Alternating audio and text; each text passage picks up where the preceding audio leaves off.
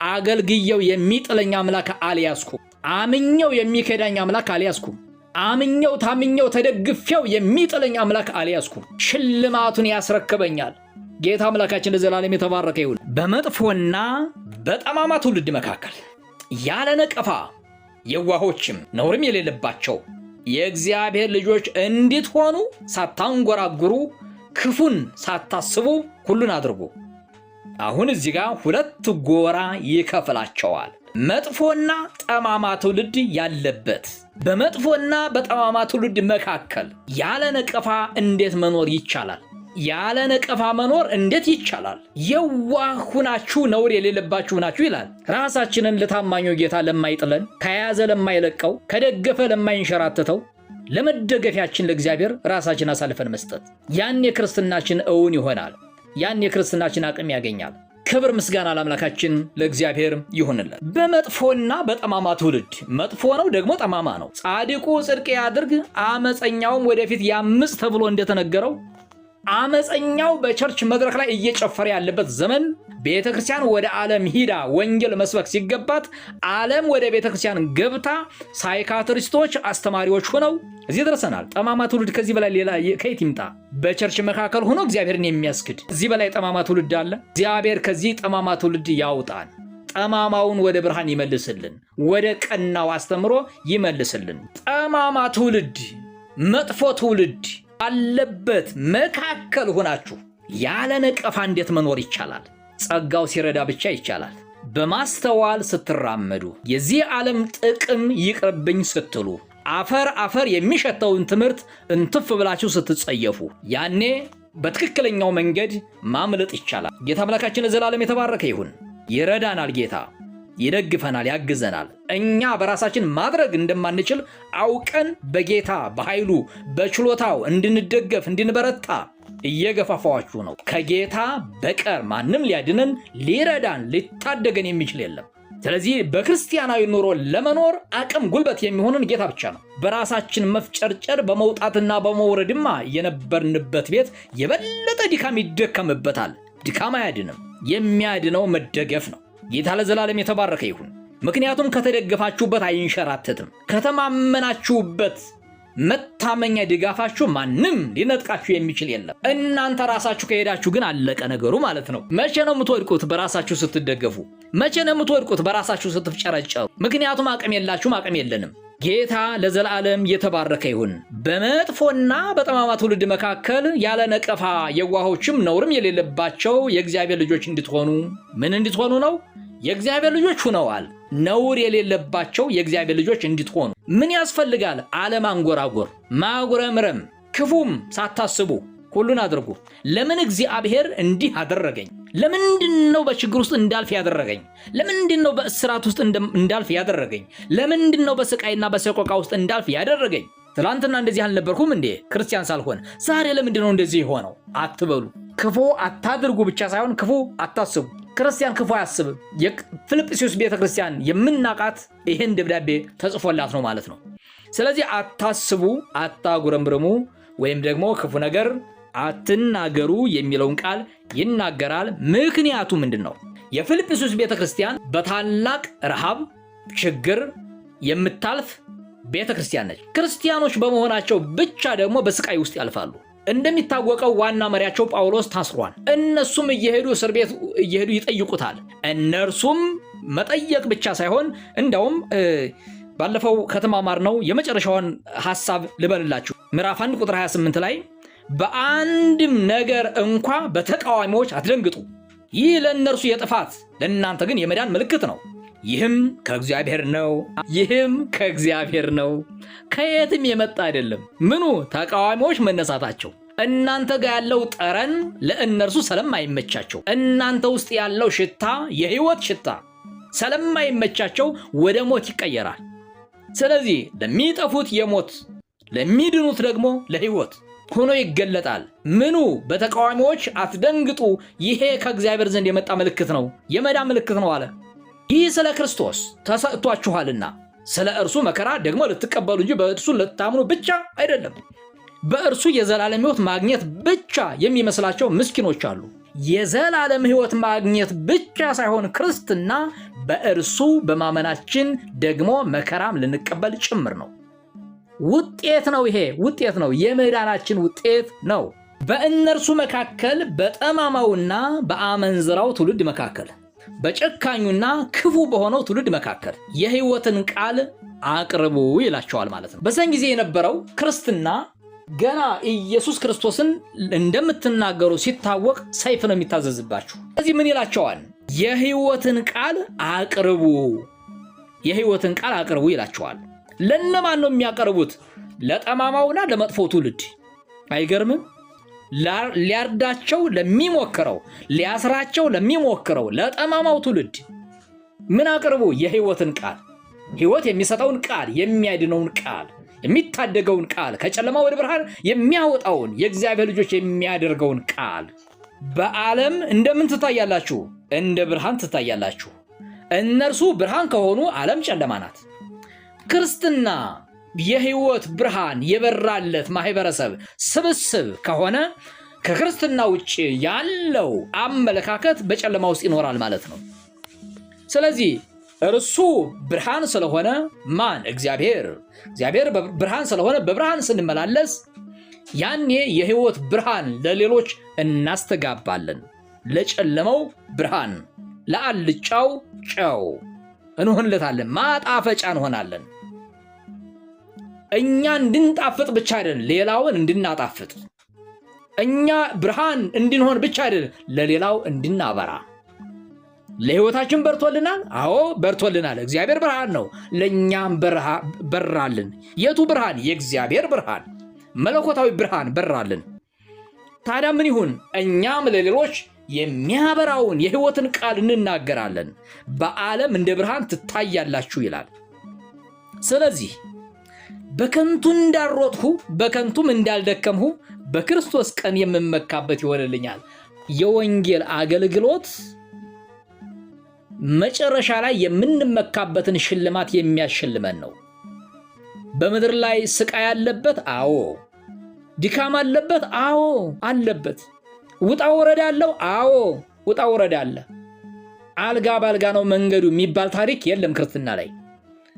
ጀግና አስተማሪ ተማሪውን በደንብ አድርጎ እንደሚፈትነው ያን ተፈትነው ሲያልፉ ሽልማት እንደሚሸልመው ልክ እንደዛ ማለት ነው። እግዚአብሔር የሕይወት አስተማሪ ነው። በሕይወታችን እየፈተነ ከወርቅና ከብር የነጠረ ሕይወት እንዲኖረን ይፈልጋል። መጨረሻ ላይ ምን አለ? ሽልማት አለ። እግዚአብሔር ለዘላለም የተባረከ ይሁን። ሽልማታችሁን ስታዩ በደስታ ትሞላላችሁ። አንዳንዶቻችሁ አይታያችሁ? የምትሸለሙት ሽልማት አይናፍቃችሁ? አትመለከቱትም? በሩቅ እነ አብርሃም በሩቅ አይተው ተሳለሙት እንደተባሉት፣ እነ ይስሐቅና ያዕቆብ በሩቅ አይተው ተሳለሙት እንደተባለው ኢየሱስ ክርስቶስ እኛ ደግሞ ሽልማታችንን በሩቅ አይተን አንጓጓም ይሆን? ለመጽደቅ ብቻ አይደለም፣ እግዚአብሔር ሽልማት አዘጋጅቶልናል። እግዚአብሔር ሌላ ሽልማት ይሰጠናል። እግዚአብሔር ሌላ ክብር ይጨምርልናል። እግዚአብሔር ይመስገን። የከበረ መንግስት ውስጥ ነው የገባ ነው። የከበረ መንግስት ውስጥ ነው ያለ ነው። እግዚአብሔር ለዘላለም የተባረከ ይሁን። በዚህ ምድር ላይ እንደ እንስሳ ኑረን ልናልፈ አይደለም። ከሞት በኋላ ሕይወት አለ። እሱ ብቻ ግን አይደለም፣ ሽልማትም አለን። በመክሊታችን ልክ እንሸልማለን። ጳውሎስ እኮ እየነገረን ነው። የምመካበት ትምክህቶቼ ናችሁ እያለ ነው። ያኔ በሽልማት ይንበሸበሻል። ያኔ በሽልማት ይደምቃል። እግዚአብሔር ለዘላለም የተባረከ ይሁን። ጳውሎስ ሲነግረን ምን አለ? ለጢሞቴዎስ ሲጽፍለት ለእኔ ብቻ አይደለም አለ። እና ለማን ነው? ለእኔና ለእናንተም ወንጌል ለሚሰብክ በሙሉ የጌታን ሽልማት እየተጠባበቀ ላለ በሙሉ ሽልማቱ አያልቅበትም። ይሰጠናል። ሽልማት አለ። የምድራዊ ሥራ ሲሆን ከ1 እስከ 3 ለወጡ፣ ከ1 እስከ 5 ለወጡ፣ ከ1 እስከ 10 ለወጡ ይባላል። እንደሱ አይደለም። ለምን አጠቃላይ ሁላችንም ሚሊየን ትሪሊየን ሆነን ለምን ለሽልማት አንዘጋጅም? እግዚአብሔር ይሸልመናል። ሽልማት አለን። እግዚአብሔር ዘላለም የተባረከ ይሁን። መልካም ስራችን ታዲያ ሌላ ለምን አስፈለገ? ጸድቀናል እኮ። ሽልማት አለ። ለዛ ነው እንደዚህ የምንጮኸው፣ ለዛ ነው እንደዚህ የምንደክመው፣ ለዛ ነው እንደዚህ የምንወጣው የምንወርደው። ታገኙ ዘንድ ሩጡ ተብለናል። ሩጫችን ለመሸለም ነው፣ በከንቱ ለመቅረት አይደለም። ደስ ይለኛል ይህን ሳስብ። በምድር ላይ ያለው ሕይወትማ ምኑ ያስደስታን ታዲያ? እንዲህ የምንኖረው ክርስቶስ ኢየሱስን ስለምናይ፣ እንዲህ የምንኖረው ቅዱሳኑ የተሸለሙት ሽልማት እኛም ስለምንሸለም፣ በክርስቶስ ኢየሱስ የተቀደሱ በመንፈስ ቅዱስ የታተሙ አባቶቻችን እነ ጳውሎስ እንዳስቀመጡልን እኛም የክብር ሽልማት ስለሚጠብቀን ያ ሽልማትን እናፍቃለን። ጌታ ለዘላለም የተባረከ ይሁን። አገልግየው የሚጥለኝ አምላክ አልያዝኩም። አምኜው የሚከዳኝ አምላክ አልያዝኩም። አምኜው ታምኜው ተደግፌው የሚጥለኝ አምላክ አልያዝኩም። ሽልማቱን ያስረክበኛል። ጌታ አምላካችን ለዘላለም የተባረከ ይሁን። በእነርሱ መካከል በዚህ በጠማማው ትውልድ መካከል የሕይወትን ቃል እያቀረባችሁ በከንቱ ከቀራችሁማ ምኑን ክርስቲያን ሆናችሁት? የሕይወትን ቃል እያቀረባችሁማ ትሸልማላችሁ። የግድ ነው ይሄ። በጨለማው ዓለም ውስጥ እንደ ብርሃን እየታያችሁ በከንቱ አትቀሩ። በከንቱ እንዳልሮጥኩ በከንቱም እንዳልደከምኩ በክርስቶስ ቀን የምመካበት ይሆንልኛል። የቱ የእናንተ ክርስትና? የቱ የእናንተ ቅድስና? የቱ እናንተ በጨለማው ዓለም እንደ ብርሃን የምትመላለሱበት ሕይወት? የትኛው በጠማማውና በአመፀኛው ትውልድ መካከል፣ በክፉ ትውልድ መካከል፣ በአመንዝራው መካከል የሕይወትን ቃል መስበካችሁ? እግዚአብሔር ለዘላለም የተባረከ ይሁን። ነገር ግን በእምነታችሁ መስዋዕትና አገልግሎት ተጨምሬ ሕይወቴ እንኳ ቢፈስ ደስ ብሎኛል፣ ከሁላችሁም ጋር አብሬ ደስ ብሎኛል። እናንተ ደግሞ እንዲሁ ደስ ይበላችሁ፣ ከኔም ጋር አብራችሁ ደስ ይበላችሁ ይላል። የደስታ ደብዳቤ ነው ብያችሁ የለ? አሁን የጳውሎስ ሕይወት በምድራዊ ሚዛን ስንመዝነው ምን ሆኖ ደስ የሚያሰኘው? ዕድሜ ልኩን የተንከራተተ ሳያርፍ ወንጌል ሰብኮ የሞተ ጳውሎስ ራሱን የሰዋው ሲሞት አይደለም፣ በሕይወት እያለም ሰውቶታል። ለክርስቶስ የተለየ የክብር ዕቃ አድርጎ ያስቀመጠው ነው እግዚአብሔር። አስቀድሞም ሲጠራው የተመረጠ ዕቃ አድርጌሃለሁ ነው ያለው። በነገሥታት ፊት ምስክርህን እናገራለሁ አላፍርም። ስለ እግዚአብሔር ድንቅ ነገር፣ ስለ እግዚአብሔር መልካም ነገር ያደረገውን፣ የፈጠረውን፣ የሠራውን ሥራ ሁሉ ተአምራቱና ድንቁን ጳውሎስም ጌታ ኢየሱስ ክርስቶስ ሲጠራው በደማስቆ ሲጠራው ከተናገረው መካከል አንዱ ምርጥ ዕቃ፣ የተመረጠ ዕቃ፣ በነገሥታትና በመኳንንት መካከል የማያፍር ልዩ መስካሪ፣ ለአሕዛብ የተላከ የወንጌል አብሳሪ፣ የቤተ ክርስቲያን መጋቢ ተደርጎ ነው የተሾመው። ጌታ አምላካችን ለዘላለም የተባረከ ይሁን። ስለዚህ ሕይወቱን የሰዋው ገና ሲመረጥ ነው፣ ገና ሲጠራ ነው። በጥሪው ገና እግዚአብሔር እንደሚያከብረው አስቀድሞ ተመርጦበታል፣ ተጠርቶበታል። ጌታ ለዘላለም የተባረከ ይሁን። ነገር ግን በእምነታችሁ መስዋዕትና አገልግሎት ተጨምሬ ሕይወቴ እንኳ ቢፈስ ይላል ጳውሎስ ለፊልጵስዩስ ቤተክርስቲያን የማልሆነው ነገር የለም ያለ ይመስላል። ሕይወቴን እንኳ አሳልፌ እሰጣለሁ። ሕይወቴ እንኳ ቢፈስ ደስ ይለኛል። ከማን ጋር? ከሁላችሁ ጋር አብሬ ደስ ይለኛል። እነርሱ በሕይወት ተወራርደው እግዚአብሔርን እያከበሩ ያሉ ሰዎች ናቸው። እግዚአብሔርን እያከበሩ ያሉ አገልጋዮች፣ እግዚአብሔርን እያከበሩ ያሉ መጋቢዎች፣ ኤጲስቆጶሳት፣ ዲያቆናት፣ አማኞች ናቸው። እኔ በእናንተ ደስ እንደሚለኝ ሁሉ እናንተ ደግሞ በእኔ ደስ ይበላችሁ። እነርሱም አስመስክረዋል። በእስረኛው ያላፈሩ ደስ ያላቸው፣ ወንጌል ሲመሰክር ታስሮ እስር ቤት ለገባው የወንጌል አገልጋይ ያላፈሩ፣ እንዲያውም መጽኛና መመከሻ ያደረጉት የኛ አገልጋይ እኮ በሕይወቱ የሚወራረድ የክርስቶስ ባሪያ ነው ብለው የመሰከሩለት፣ እነርሱም ደግሞ በሕይወታቸው እያለፉበት ያለ ይህ ነገር የደረሰባችሁ በእኔ ድሮ የነበረ የምትሰሙት አሁንም በእኔ ላይ የሚታይ ነው ብሎ የነገራቸው ጳውሎስ በተቃዋሚዎች በአንዳች እንኳ አደንግጡ ብሎ የመሰከረላቸው የማይደነግጡ ተቃውሞ የበዛባቸው የጽድቅ አገልጋዮች ናቸው እነዚህ።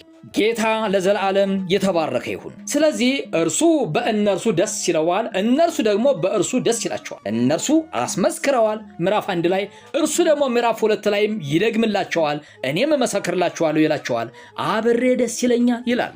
እግዚአብሔር ለዘላለም የተባረከ። እናንተ ደግሞ እንዲሁ ደስ ይበላችሁ፣ ከእኔም ጋር አብራችሁ ደስ ይበላችሁ። ክርስትና አንዱ በአንዱ የሚደሰትበት፣ የሚመካበት፣ የሚጽናናበት፣ የሚደጋገፍበት እንጂ እርስ በርስ መተነኳኮልና መነቃቀፍ ያለበት መሆን የለበትም የሚለው ነገር ያሳየናል። ጠቅለል ስናደርግ ነው ይሄ ነገር በእኔ አገልግሎት፣ በእናንተ አገልግሎት የምደሰት ከሆነ እናንተም በእኔ የምትደሰቱ ከሆነ ጳውሎስ ለፊልጵስዩስ የጻፈላቸው ደብዳቤና ፊልጵስዩስ ለጳውሎስ ያደረጉት የህይወት ምስክርነት በህይወታቸው ተወራርደው ከእርሱ ጋር መቆማቸው በህይወታችን ይፈጸማል። አለበለዚያ ምንድነው የሚሆነው?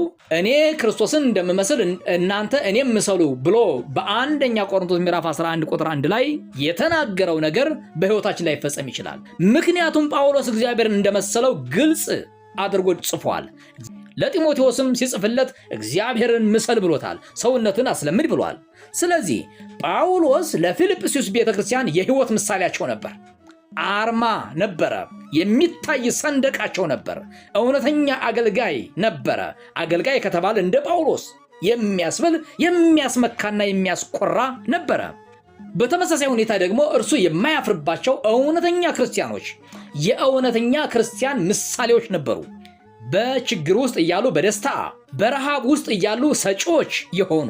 ስለዚህ በእነርሱ ጳውሎስ ደስ ይለዋል፣ በጳውሎስ እነርሱ ደስ ይላቸዋል። የክርስትና ህይወት በአገልጋይና በተገልጋይ መካከል መልካም የሆነ ግንኙነት፣ መንፈሳዊ መደማመጥ ያለበት፣ ለስጋ ፍላጎት ከመሮጥ ይልቅ ለመንፈሳዊ ፍላጎት በጋራ የሚታትሩበት፣ እርሱም ለወንጌል አገልግሎት እነርሱም ለወንጌል አገልግሎት። እርስ በርስ ስንደጋገፍ ደስ ይለዋል፣ እርስ በርስ ስንደማመጥ ደስ ይለዋል። አንዱ ስለሌላው ሲጸልይ ደስ ይለዋል። አንዱ ስለሌላው ሲያበረታታ ደስ ይለዋል። አንዱ ስለሌላው ክርስትና ስለመልካም ህይወቱ ሲመሰክርለት እግዚአብሔር ደስ ይለዋል። እግዚአብሔር ለዘላለም የተባረከ ይሁን። በህይወታችሁ የሚደሰቱ ሰዎችን ያብዛላችሁ። በህይወታችሁ በአገልግሎታችሁ የሚደሰቱ ሰዎችን ያብዛላችሁ። በጸሎታችሁ የሚባረኩ ሰዎችን ያብዛላችሁ። በድካማችሁ የማይስቁ የማይሳለቁ ነገር ግን ሊያበረቱ የሚሰለፉ ቅዱሳንና ቅዱሳት ወገኖቻችን ያብዛላችሁ። ጸጋ እግዚአብሔር ከእናንተ ጋር ይሁን።